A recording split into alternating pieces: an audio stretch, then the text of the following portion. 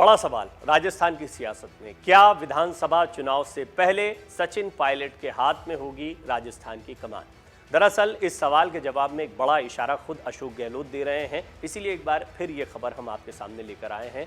हालांकि इस बारे में कयास बहुत दिनों से लगाए जा रहे हैं, लेकिन अब ऐसा लग रहा है, और ये एक एनालिसिस हमने पहले भी आपके सामने रखी थी कि बहुत मुमकिन है आगामी चुनाव 2023 के विधानसभा चुनाव से पहले राजस्थान में एक बड़ा परिवर्तन कांग्रेस करे। इसका इशारा खुद अशोक गहलोत देते दिखाई दे रहे हैं।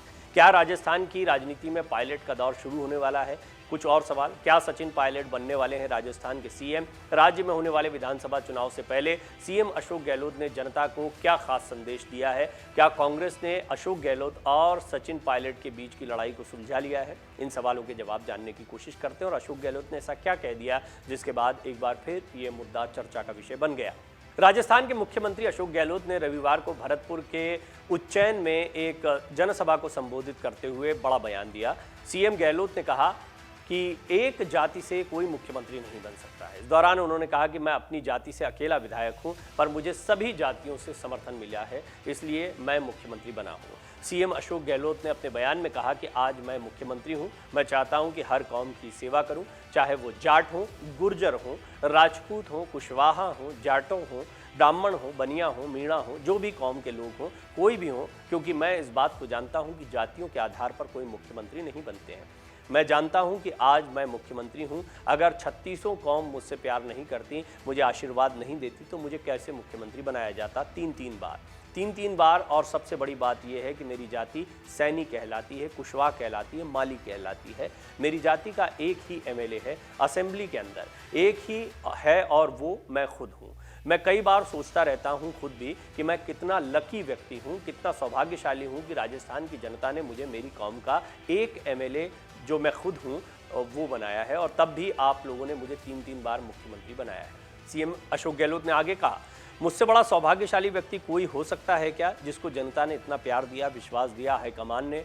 मैं इंदिरा गांधी जी के साथ में मंत्री था, राजीव जी के साथ में मंत्री था, नरसिम्हा राव जी के साथ में मंत्री था, 3 बार केंद्रीय मंत्री, 3 बार प्रदेश कांग्रेस का अध्यक्ष रहा, 3 बार मैं एआईसीसी का महामंत्री और 3 बार मुख्यमंत्री। इतना विश्वास मुझ पर हाईकमान कर रहे हैं, इसलिए कर रहे हैं कि राजस्थान के लोगों का प्यार, दुलार, आशीर्वाद मेरे साथ है, और मैंने संकल्प ले रखा है अंतिम सांस तक, जो मेरा सेवा करने का संकल्प है कि सेवा ही कर्म है, सेवा ही धर्म है, अंतिम व्यक्ति जो गांधी जी ने कहा था, उसी ढंग से मेरा प्रयास रहेगा कि राजस्थान के हर गरीब के आंसू पोंछूं, चाहे कोई कौम का हो, कोई धर्म का हो, चाहे कोई भी हो।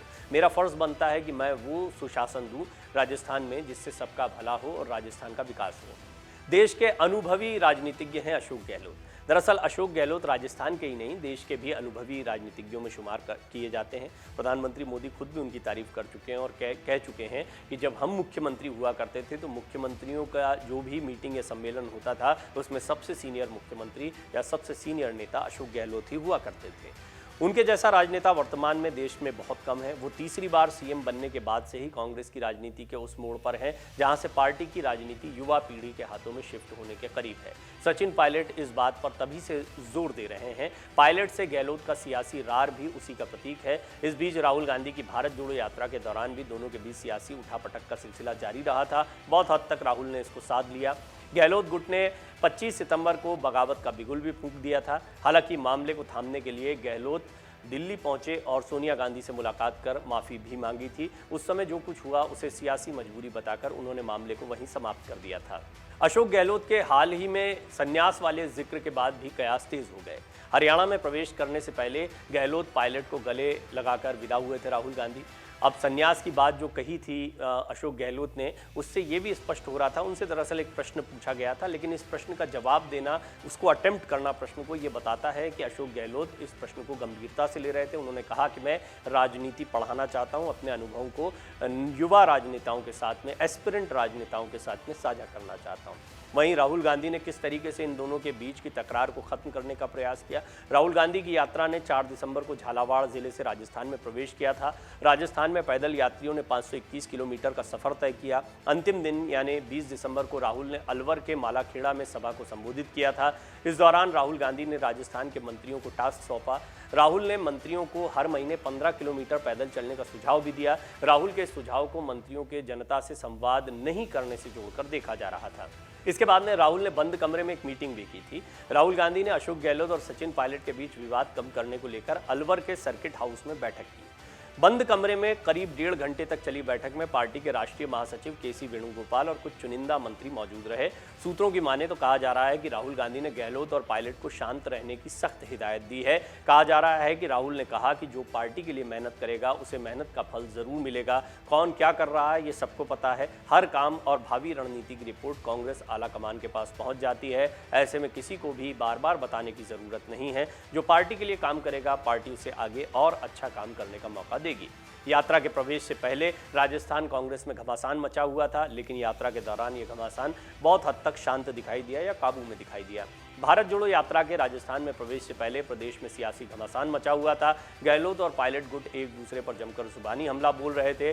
भारत जोड़ो यात्रा के राजस्थान में प्रवेश से पहले केसी वेणुगोपाल ने गहलोत और पायलट के साथ मीटिंग ली, जिसके बाद दोनों की खींचतान पर विराम लगा। राहुल गांधी की भारत जोड़ो यात्रा की राजस्थान से विदाई हो गई और वो अब दिल्ली में हैं। दिल्ली में कुछ दिनों का यात्रा का विराम है और फिर यूपी से दोबारा यात्रा शुरू होगी। हरियाणा का दूसरा फेज शुरू होगा और उसके बाद में फिर यात्रा समापन की ओर जम्मू कश्मीर की तरफ बढ़ेगी।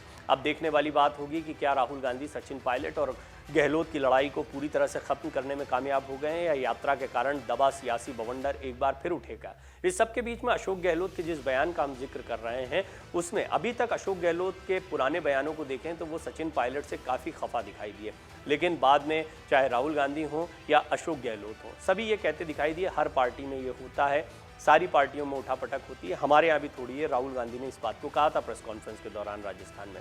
अशोक गहलोत पहले भी कह चुके हैं कि युवाओं का जोश अच्छा है, लेकिन राजनीति या बड़े पदों पर रहने के लिए अनुभव की भी ज़रूरत है। इसलिए अनुभव और युवा शक्ति दोनों को मिलकर चलना चाहिए, उनका पुराना बयान था। लेकिन अब वो युवा शक्ति को आगे बढ़ाने की बात कहते भी दिखाई दे रहे हैं।